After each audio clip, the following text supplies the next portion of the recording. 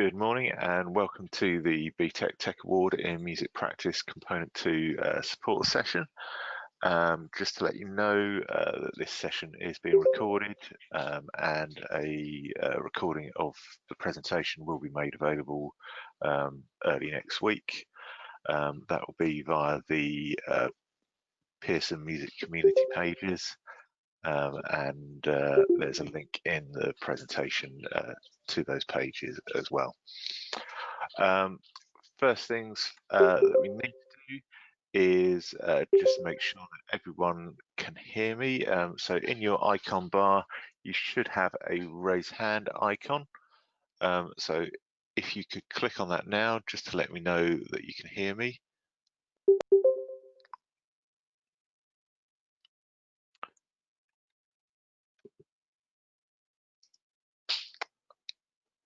Okay, looks like most people can hear. If you do have any problems with audio during the session, the first thing to try is logging out of the session and then logging back in, and that will normally fix most of the problems. Just going to post that in the chat as well if there is anyone experiencing issues with sound. So the other thing is that there is this chat function available in the session as well. If you do have any questions at any point, you can use that to ask any questions. There is time at the end that I'll allow for questions as well. At that point, you can either type questions in the chat function, or you can also raise your hand, and if you wanted to, you can ask that over the mic as well.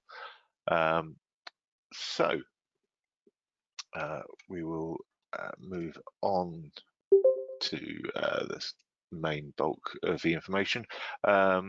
So the main thing will be around component 2, but just early on, there's a few general points around BTEC generally as well.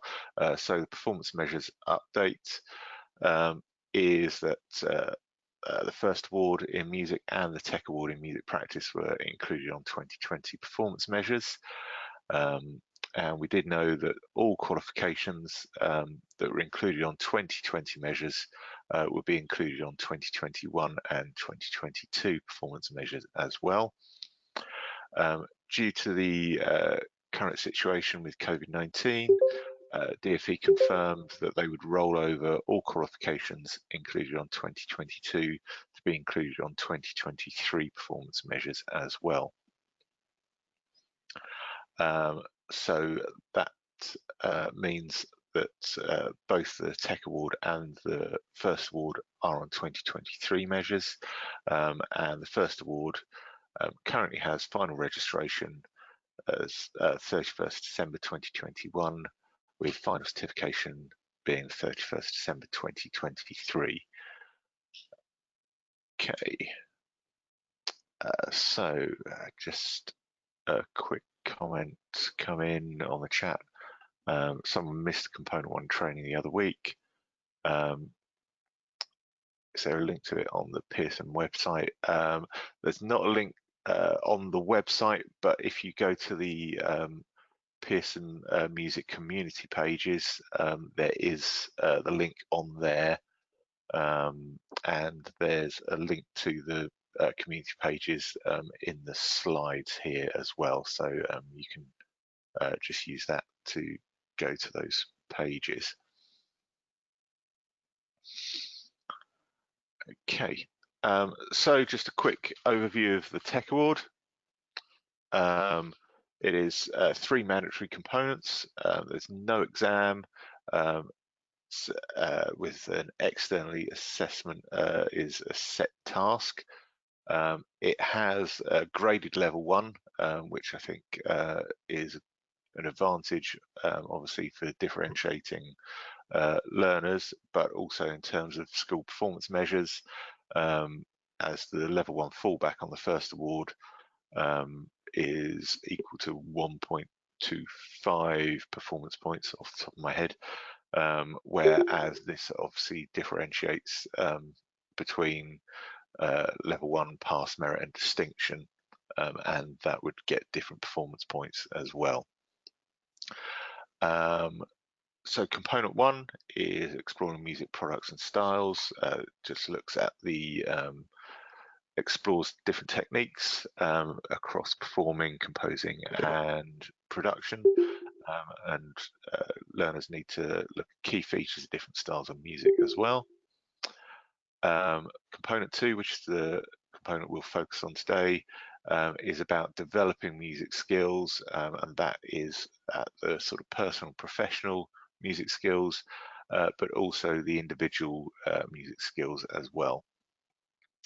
And then component 3, which is the external assessment, responding to a commercial music brief, where learners will look at how to respond to a brief and think about the requirements of the brief, and then they will select and apply appropriate music skills in response to that brief to produce an outcome. Just a quick question come in there from someone: is the first award still usable? So the first award would still be available to deliver and have learners to certificate up until obviously 31st December 2023. Realistically, that's probably summer 2023 for most centres, and that would appear on Key Stage 4 performance measures in England up to that point as well.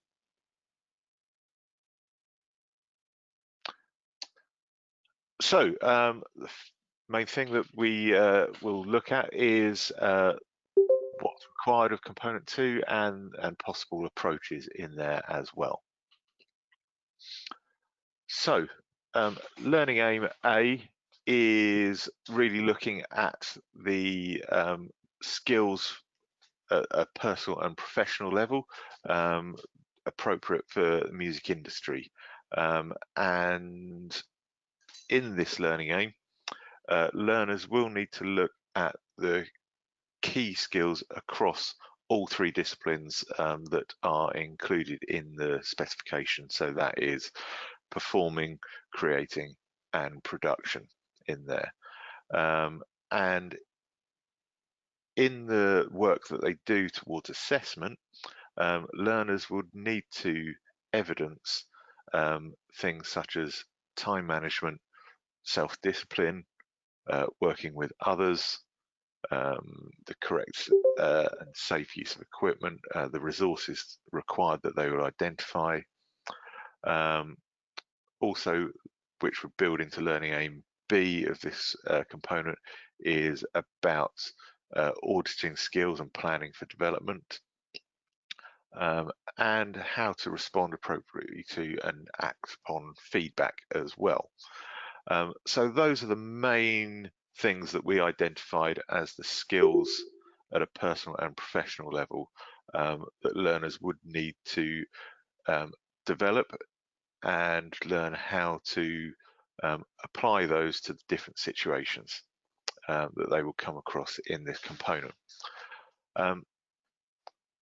It's important to note as well that in learning aim A, learners would need to reference all 3 disciplines for the assessment side of things, but they don't need to practically engage with all 3.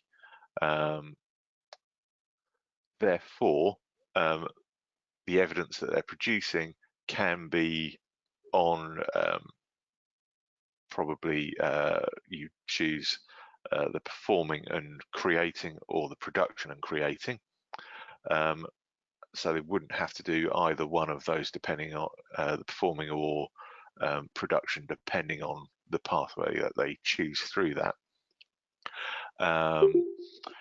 But they should be referencing skills across all 3 in, say, planning for doing a skills audit or something like that. Just a quick question come in there. How would you advise a practical teaching of learning aim A, I found I've done lots of writing and hypothetical situations.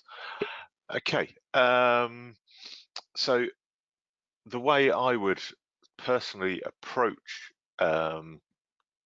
component 2 would be to look at it very much at a holistic sort of delivery of the component. So for myself, although the authorized assignment briefs don't are not written this way, I would be delivering it in terms of combining learning aim A and learning aim B into one assessment for myself.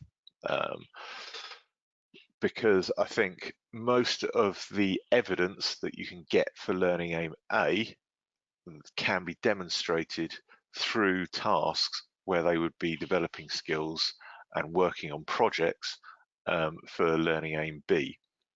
So I think it can be quite a practical component overall.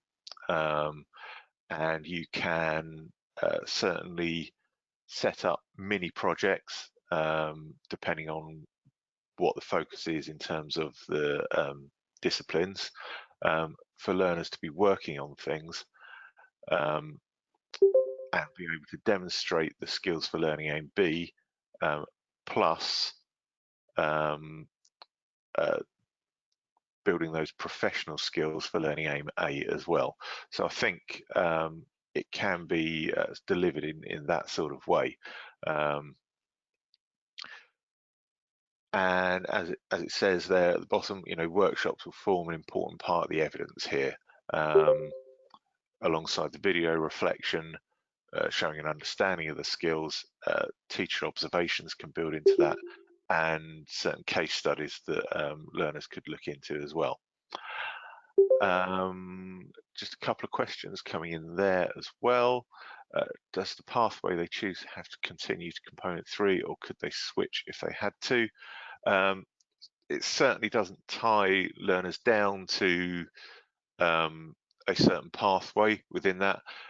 Again, it's not something that's sort of set in stone and you have to do in terms of the disciplines that are focused on for learning aim B. I've suggested obviously performance and creating, or production and creating, because of the options that are there in component 3. But that's not to stop a learner doing performance and production as the two disciplines that they do there. So I think although they have to do some form of creating in component 3, therefore that's why I'd say it would be wise to cover creating in the skills development in component 2 as well. But as I said, not necessarily. And then whatever they do in component 2, it doesn't tie them down to the pathway that they choose to respond in component 3. But again, because of the skills that they've developed throughout component 2, I think most learners would continue with that pathway through component 3 as well. But as I said, it could be possible that they could switch depending on their skills as well. Could this component be incorporated with component 1 learning aim B? I think this is more of an extension of what's gone on in learning aim B because in component 1, because that is just some short examples and some starting points really of putting the skills and knowledge about the different styles and techniques that they've covered in component 1 in learning aim A for component 1 and transferring that across to learning aim B, whereas this is very much about developing the technical skills focused on the disciplines, and I'd say extending that further. So we would be looking for maybe a complete piece that's performed instead of maybe a short section. So that's where I think it would differ between component 1 there for Learning Aim B. What if your school does not have software for the production part? Is that an issue? Again, it says that they don't need to practically engage, so they don't have to do practical tasks with it, although it's certainly encouraged. But in terms of production software, again, not sure what your resources are like in your centre, if you have access to some computers, and in the time that you have there are free options for all of the sort of software side of things that you could get in your centre, just to cover some of that work there. So that could be an approach to cover some of the production side of it as well.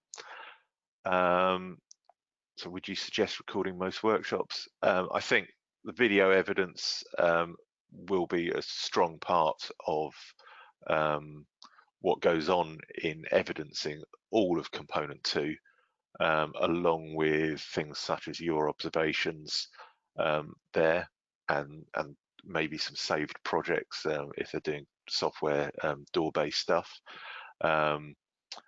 So yeah, I would be videoing a lot of stuff to take some of that burden off,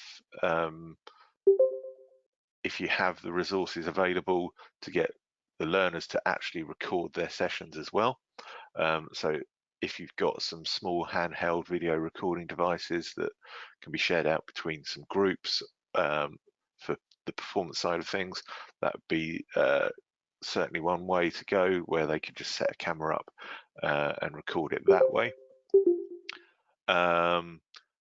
Other ways to gather evidence in terms of recording, there's some great free software that can do recording the screen, and that can actually also record webcam at the same time. So if they're doing work on a door, for example, they could do a screencast and record that and have themselves talking through the work that they're doing there as well, and that can be saved and used as evidence. So as I said, I think the video side of things can really form a good bulk of the evidence for this unit. So that would be one way of approaching that as well. Can working towards an RSL, I presume, exam be evidence for this? I presume that's an instrumental grade we're talking about there. So again, if it's focusing on the sort of skills development of an instrument, what they're doing for a graded exam could certainly feed into that as well, and show their development in the performance side of things there as well. Yes.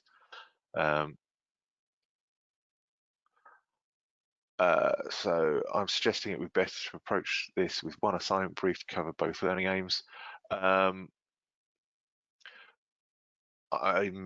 not suggesting it totally. For me, as the way I would deliver it, if I were teaching it, that would be the approach I would probably take. Not that it's about choosing what's best for you and your cohort. The way I see the component and can see how to link the evidence between Learning Aim A and Learning Aim B, that would probably be the approach I would take, would be to combine it into one assignment to cover both learning aims. But as I said, you don't have to do that. It can be you do some project work to cover Learning Aim A, and then cover Learning Aim B in another assignment as well. It's just combining two learning aims. How would you expect students to cover all three disciplines, as Learning Aim B only requires you to focus on two?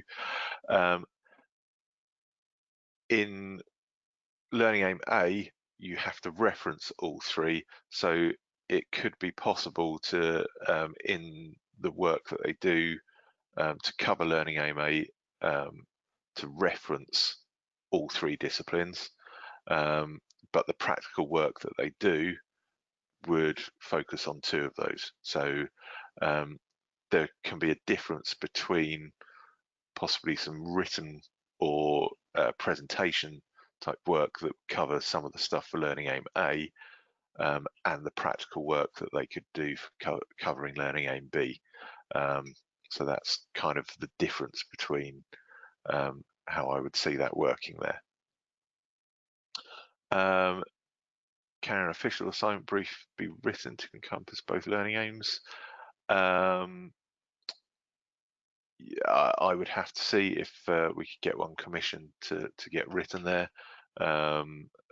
So it's possible, and I can look into that.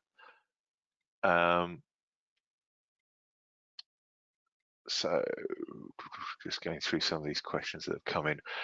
How many hours would you suggest for each workshop? So the component is 36 GLH.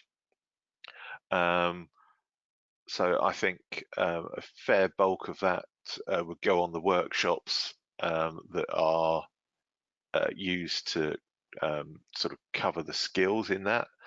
I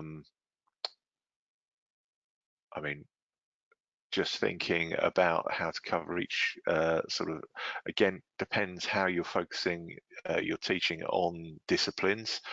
If you're covering all three, then you would probably want to cover all three fairly equally, or you could, again, for Learning Aim B, focus on two out of those.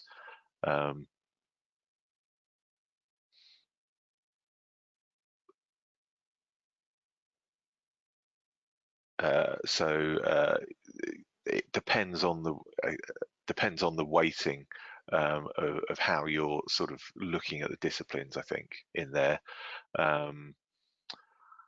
But in terms of how many hours on each workshop, I think that would go, because obviously the assignment brief goes over a long period of time to produce that practical work and the development of skills. But obviously you've got to deliver some of that knowledge beforehand. So I would be suggesting in terms of the workshops that you're delivering, that's going to be at least half the GH, if not a little bit more, to cover most of that time there. Learning Aim A says you should look at the three different musical disciplines and investigate the following.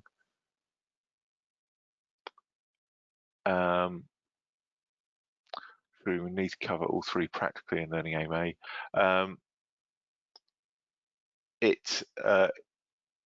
You can obviously practically cover them all in Learning Aim A, but it's not a requirement to. And I believe on the notes in the assignment it says that as well. So I'm just going to double check what that says on the authorized assignment brief. So it does say it is important to note that the portfolio of evidence should include reference to all three disciplines and not just focus on one or two. The learners are not required to perform at any point during this learning aim.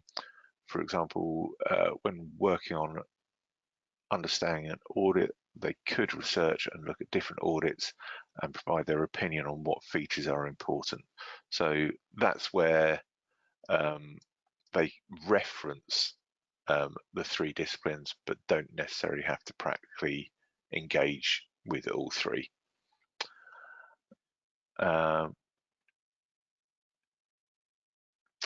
Would you need to complete teacher observation forms for each workshop? Not necessarily. I think it's important to have some, depending on what tasks are being undertaken and completed. But it also will depend on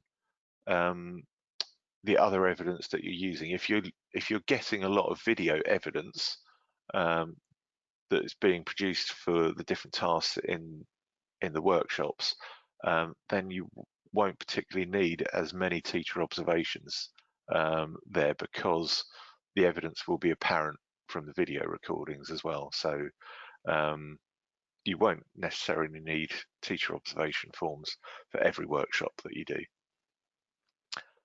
Could there be more examples of how to include case studies in Learning Aim A? I can't see any case study examples in the sample assessment online. Again, I will have a look into that and can raise that with colleagues. Do we have access to the recording of this training? Yes, so the recording will be made available early next week. Someone said that. Can we write our own single assignment brief to cover Learning Aim A and Learning Aim B and get it approved by the board? So yes, you can write your own assignment briefs for this, and then you can use the assignment checking service to submit it and have it looked over and get feedback on that from a senior standards verifier. Okay, just moving on to the next slide in this as well. So intention is for taught sessions to be followed by practical sessions to allow learners to demonstrate the skills. And I think that comes across in the schemes of work that are available online. It's very much around, there's sort of taught sessions that go through some of those skills and how to develop those skills. And then there is clear intention that there should be practical sessions to allow that to happen as well. Learners must demonstrate responding to feedback to achieve higher grades. So that is in there in the Learning Aim, is about responding to feedback. And that's quite an important part to achieve the higher grades there.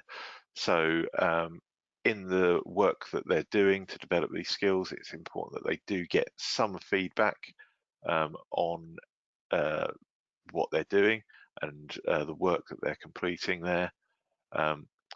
And they would need to respond to that and show how they're responding to that as well. And then finally, about musicians communicating their work to others across performing, creating, production. So the methods that are out there where musicians would communicate their work to other people as well.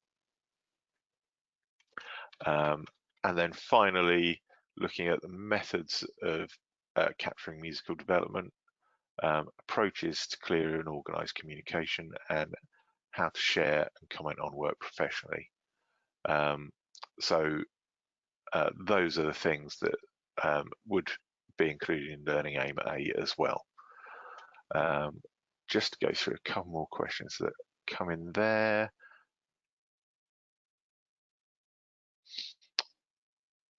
Can this be written feedback or video or a mixture of both? Again, it could be a mixture, it could be video feedback, could be written, depending on, again, how you approach that assignment. So we tend not to sort of really restrict the evidence that can be submitted and keep it open for centres to decide on the best sources of evidence and the types of evidence that they use to present for each assignment. How would you recommend evidencing feedback, as BTEC does not allow formal feedback once assignment has been issued? So in terms of the feedback that you're giving, this is the more sort of professional type feedback that you would give as a musician. So we're not looking for specific reference to criteria and how they're doing on grades for an assignment. we're looking at the sort of professional, you know, as a musician, you need to do this, and that sort of feedback of how to, you know, approach work as a musician, you can give there, and feedback on the work they're doing, because it's not totally linked to the assessment criteria that's being covered in this. So that is one way that you can do that. So you can give the feedback on their work that they're working on there. Could this feedback be recorded, or would it need to be written? E.g., we record them and give verbal feedback and then record again. So it could be some recorded feedback, it can be some written feedback. Again, just depends on how best you feel that works for your learners in there, and the way that you want the assignment to work as well. What sort of evidence would you expect to see to show that they've looked at sharing of music professionally? So in terms of that, they might want to include that in terms of a case study, so focusing on a specific musician or professional, and how they've gone about sharing the work, and looking at that. You could include details of work that they have shared as well. So that could be on, as you say, their YouTube, SoundCloud, etc., those sorts of things. But as you say, not accessible in most schools. So that's where the sort of case study type things can be quite useful, because it would allow learners to reference these and go through them as ways of sharing work. But if they're not accessible in the centre, then they don't have to access them to do that as well. Sound production means that the students use DAW to produce some music. What if the student uses software to compose music? How can it be distinguished which discipline they are demonstrating, production or creation, stroke composition? So obviously there's you know, blurred lines between production and creation these days because of the use of DAW, and certainly there's production work that goes into the creation of music as well.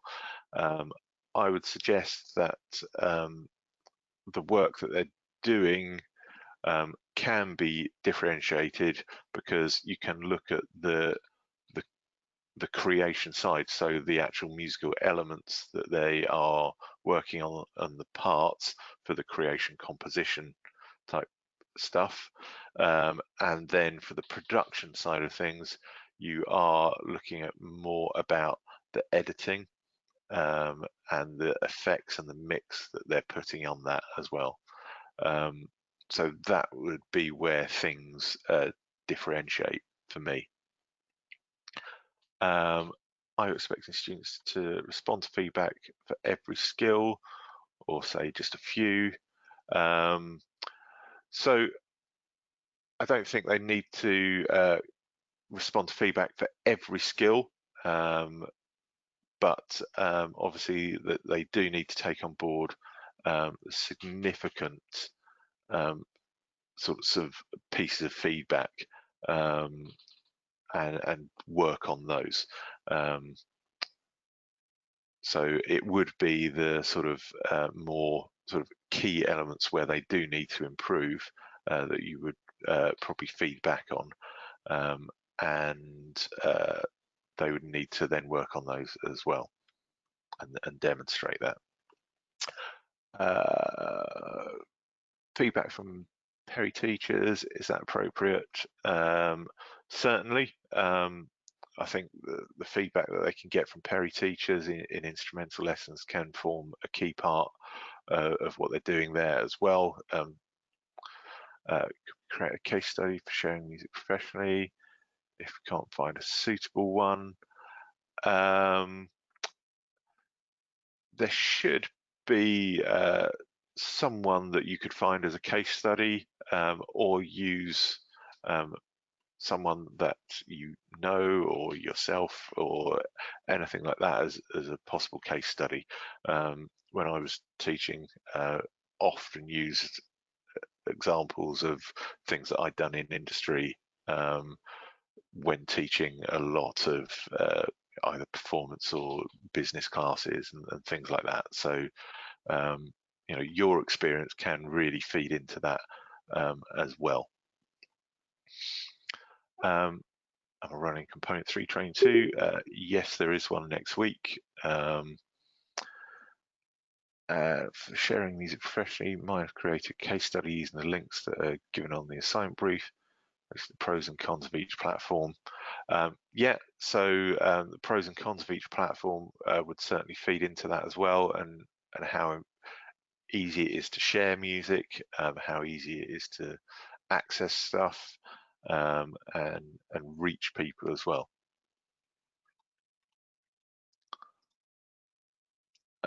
So moving on to Learning Aim B with this, obviously this is the sort of real skills development in terms of their technical skills, and focusing on 2 of the disciplines out of the 3. Does say in the teaching, all 3 disciplines should be encouraged to allow learners to decide on the 2 they focus on. But probably by this point, most learners have decided and are focused on a particular area, and the disciplines that they would cover as well. And this is where this assessment should take place over a long period of time to allow the opportunity to show the improvement over a range of skills as well. So we are looking for really this to take place over a few months, really, to allow the skills to be developed.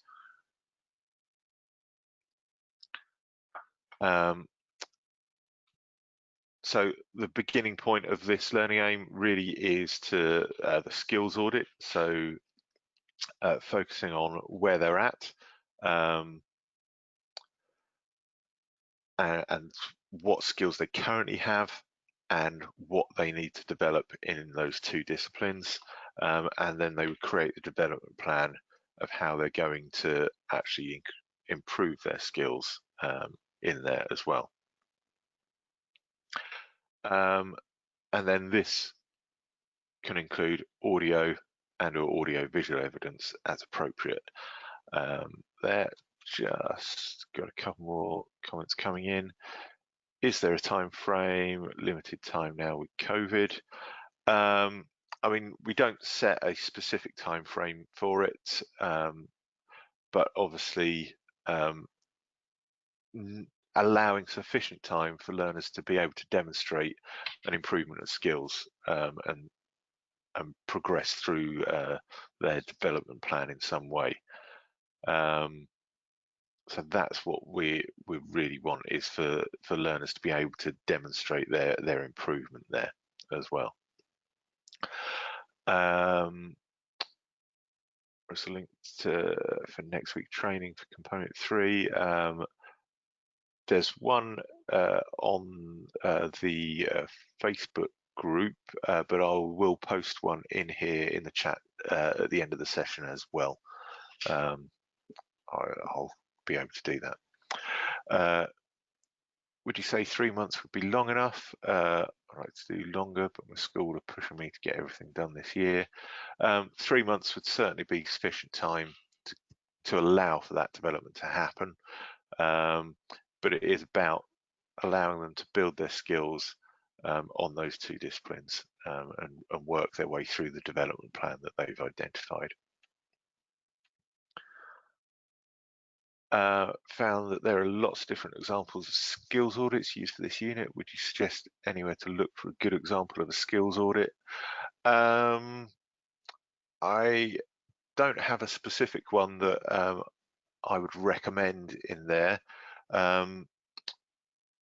Really, I think it's about, depending on the discipline that they choose as well, is through the teaching, obviously going through the types of skills that they would be identifying in themselves, and then talking about ways to improve that as well.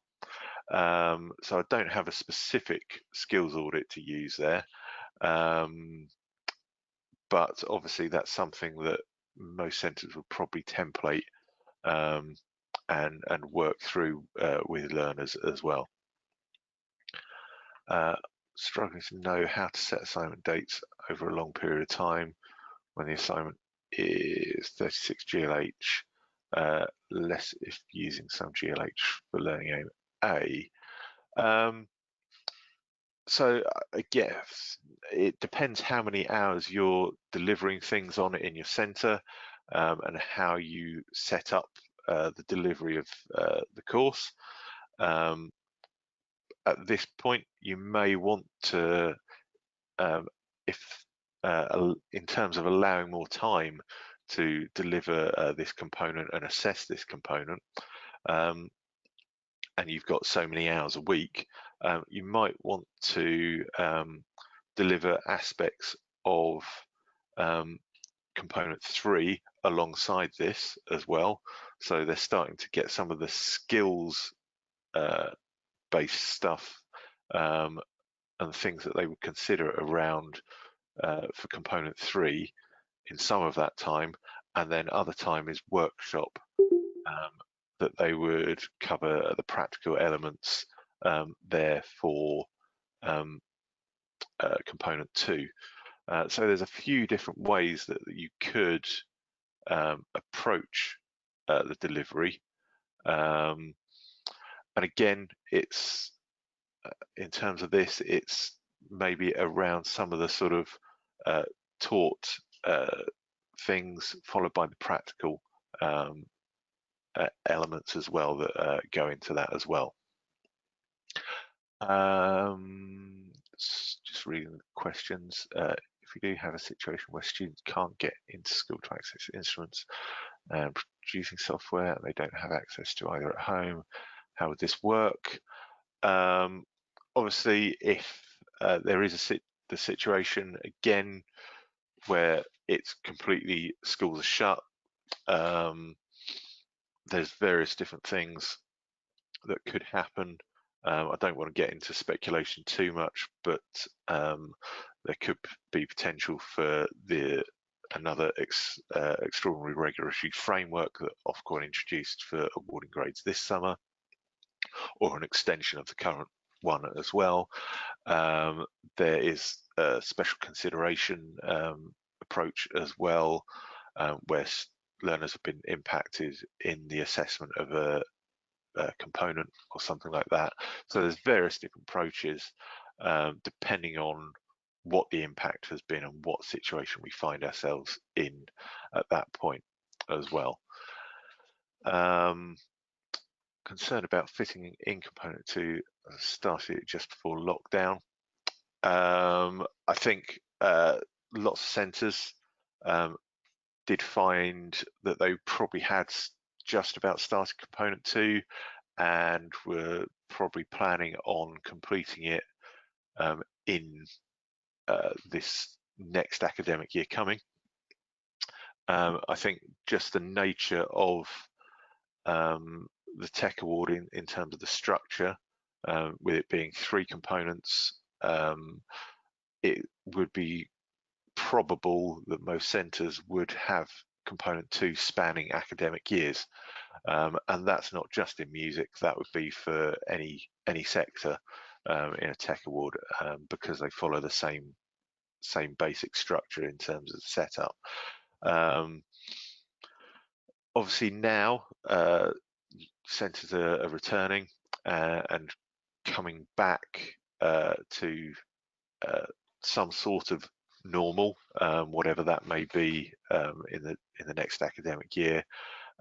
We are looking at ways to support centres. We are certainly still talking to Ofqual about things as well, to see if there's any potential for things like extending the extraordinary regulatory framework to some extent to take this into account.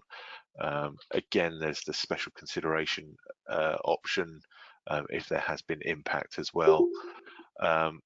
But there could be ways that we consider the evidence that's submitted as well in any standards verification process that goes on as well. Obviously, every centre may have some sort of different situation when they do come back in terms of access to spaces, actual contact time with learners as well. And that's something that we are working on some further guidance, which will be hopefully available in the next couple of weeks, around how to approach some of the sort of aspects of BTEC music generally, in terms of doing performance work, production work, theory and things like that. So we are going to be producing some more information around that and support for you as suggestions of how you could approach things. But obviously, I think in the situation that we will be in September, there will be some certainly blended learning going on for most centres, and we'll have some information around that as well.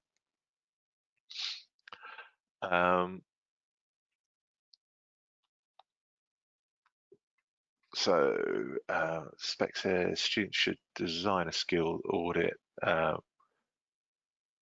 You've mentioned using templates. How does that work? I think in your teaching, you can certainly go through filling in a skills audit in a template. That's where I was sort of talking about that from. And obviously in the assignment where a learner would have to produce a skills audit, there would be nothing stopping them producing that in the same format. So that's what I would imagine would happen in that sort of situation. What do we do if component 2 has been split?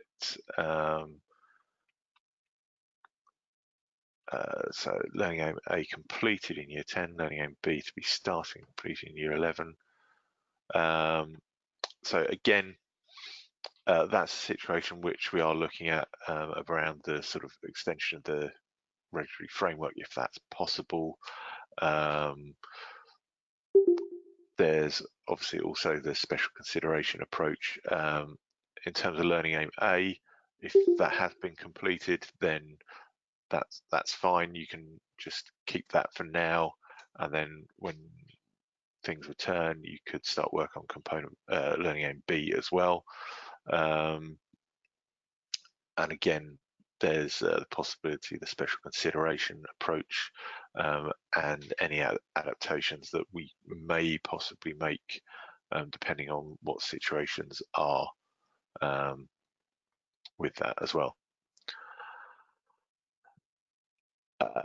So just downloaded the PowerPoint using for the training. Is there one available for component 1? Yes, it's on the Pearson Music community pages. So without being in school for 6 months, apart from remote learning or face-to-face contact in the next few weeks, how do we teach prepare the students with the skills for component 3 if we can't access the facilities to teach component 2? Again, that's something that we're again working on in terms of the further sort of advice and guidance that we can give to centres on how to approach delivery. And also obviously the skills that they develop in component 2 really do feed into component 3, and we are aware of that, and how centres have been impacted, and that's something that we are looking at, how we can sort of work with the requirements of the qualification to really sort of go into how we can work around that as well. So what do we do if component 2 learning aim A was due to be done during lockdown time? If component 2 learning aim A was due to be completed and students have completed it and you're confident that it's their own work that you can authenticate, then that's absolutely fine. You can do that and you would assess that as normal.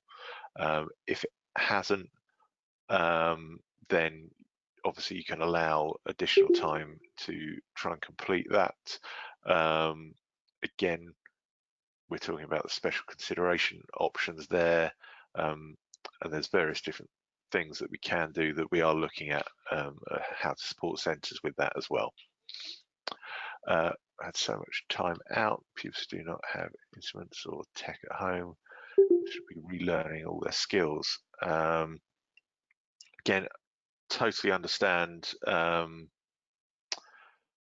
that in terms of the time that they've had out, and it is something that we are looking at in discussion with other awarding organisations and Ofqual about 2021 completers and how we manage the requirements of the specification there.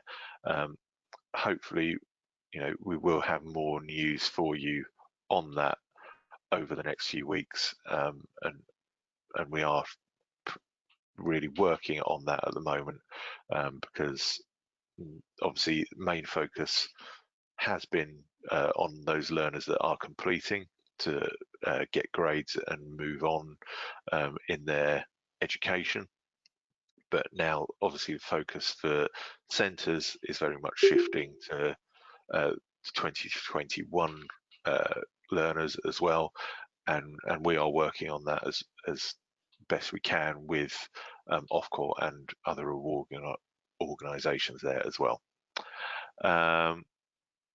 QN says we can't use work from home as evidence as guided by the QN training from Pearson.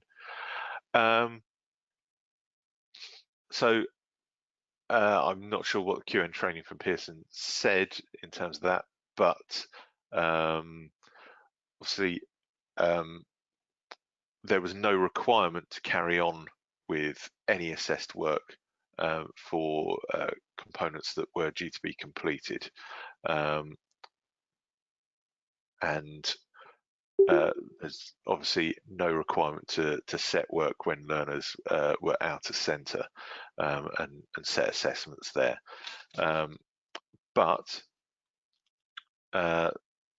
you can, and there's nothing to stop you, and this was the advice at the beginning of lockdown as well, that you could, if you were confident, continue with some assessment and have learners complete work as well. So obviously your QN's telling you that you can't use work from home as evidence, but I think the declaration form that you submit as a teacher references to the best of your knowledge that it's their work, and I think that if you know your learners and the work that they would produce, I think it's perfectly viable to be able to assess work from home, because you can do that in a BTEC normally as well. You can assess work that they have completed at home. It doesn't have to all be completed in the centre under any supervision or as well. So due to start component 2 learning A in lockdown and complete it, still need to do this assignment, or can we estimate this grade to complete? As it stands, you would still need to complete learning aim A as well when your centre returns, by the sounds of that. But as I said, we are working on things and hope to have more news as soon as possible. That's all I can really say at the moment in terms of that. But we certainly understand that this situation has really impacted learners and centres in terms of possibly the delivery and assessment for probably component 2 because of the structure of the course. Sorry, just moving on to slides because I'm obviously aware of the time that we've got now. So learners should be encouraged to keep blog, vlog, diary to evidence the development over the assessment, including at least 6 milestone recordings, so real key features and sort of these milestones in their development as well. So again, it says it can be recorded in or out of the centre with no need for teacher present. And then the milestone recordings must show development, including the starting points as well. Then feedback can be given and learners should act upon this. And the feedback isn't intended to be the formative feedback, but technical and musical feedback. And that's what I was talking about earlier, where you can give the sort of technical and musical feedback to a learner about how they are working on pieces rather than referencing it to the assessment criteria in the specification. So how many times would you expect learners to update their skills audit or look at milestones throughout component 2 to effectively show development? So in terms of that, I think the skills audit that they complete, that's obviously the audit. They will then create the development plan from that, and then the evidence that they are producing, so the video evidence, the audio evidence, and things like that, will be their evidence to show their development against that. So they may not necessarily add more information into a written audit or development plan as such. They may want to note things down on there of when they've completed certain things, but the milestone recordings and any other video evidence and blogs and vlogs that they're keeping will probably evidence that as well. Does 6 milestones have to be over 1 discipline, or can be 6 over the 2? Just going to look at that, just see if it references that in the assignment brief, just to be doubly sure. I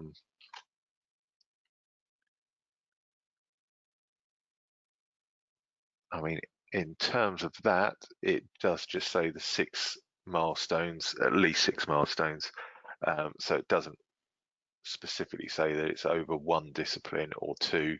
I think 6 milestones over 2 disciplines would show that. But I think the more evidence that you build into that in terms of their development of skills is going to be beneficial in that.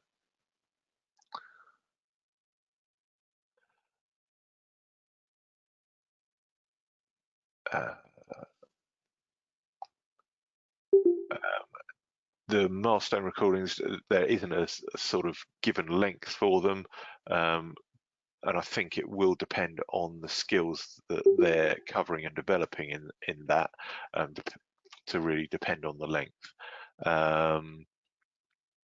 But I think that we're talking probably could be full pieces. It might just be a section of a piece. So I think again it depends on the skills that are being covered there, how long those milestone recordings are. So this is sort of time for any questions that you have. We've done a lot of that through the session anyway.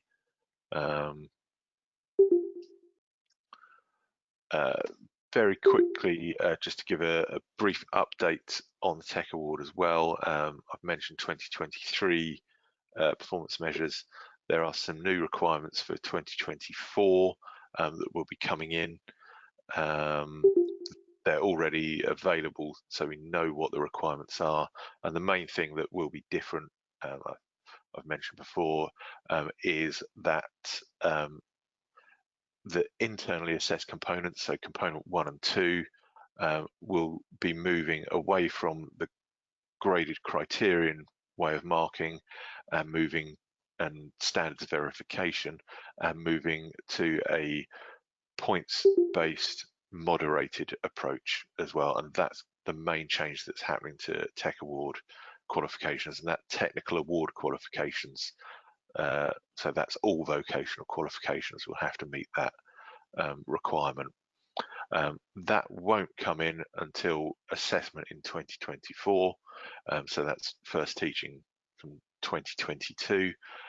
We're in the process of making those changes to the spec, and that will get submitted to Ofqual.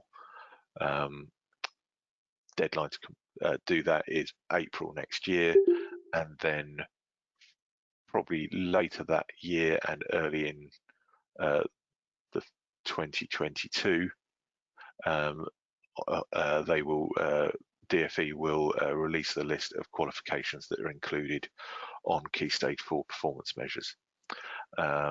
So that's the sort of thing that's happening there.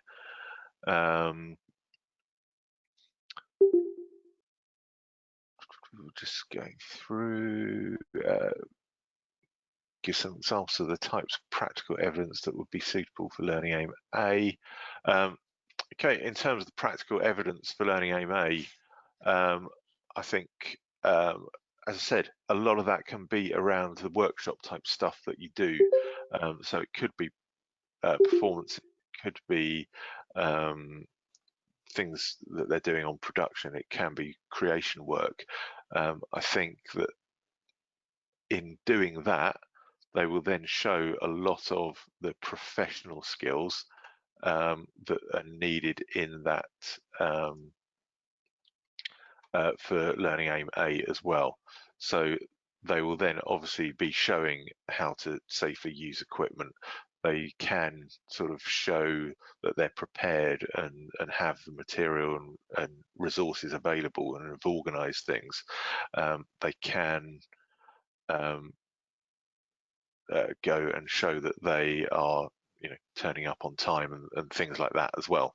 So I think that there's through those workshops and the work they're doing in practical work, that can demonstrate and cover most of those things that are the sort of professional skills. And again, obviously, you've got teacher observations that can form part of that evidence that you're showing and noting down that they're doing those things. Video evidence to cover that as well. So I think there's those different ways that could evidence that. As I said, there's links here. First link is to the contact page on the Pearson website. So if you do have any questions or queries, you can use that to contact me. Second link is to the Pearson community page for music. And again, that's where you'll find the recording of this session. And also recordings of any previous sessions as well in there. You can also submit any questions that you have. Just aware that there's a question come in that I don't want to disappear off the page. Is there CPD certificates available for the training? We did last time today. I'm afraid not. The system I use, we don't really produce certificates for that at all. So sorry about that. And just say I hope that you found this useful and hope you have a good day and weekend. Thank you.